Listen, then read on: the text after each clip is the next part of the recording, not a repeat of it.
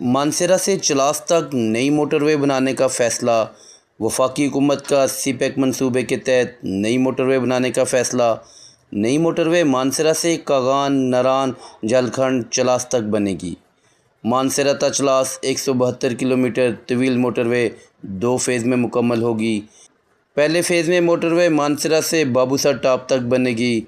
Babusar top पर पाकिस्तान की सबसे बड़ी टनल 13.5 किलोमीटर बनाई जाएगी। दूसरे फ़ेज़ में बाबूसर टॉप से चलास तक मोटरवे बनेगी। इस 4 लेन मोटरवे पर 25 से 30 किलोमीटर के बाद मॉडर्न रेस्ट एरिया भी बनाए जाएंगे। इस मोटरवे से सफ़र का वक्त और फासला कम होगा, सियाहत और तजारत को फ़रोग मिलेगा, जबकि ये रास्ता मगरबी चीन को कराची और ग्वादर बंदरगाहों से जोड़ने में अहम किरदार अदा करेगा। मानसेरा, कागान और चलास के दरमियान 172 किलोमीटर तवील मोटरवे मंसूबे की मंजूरी दे दी गई।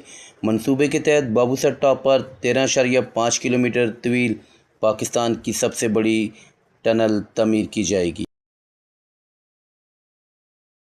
चलो ठीक है, मैं ज़रा पानी करता हूँ।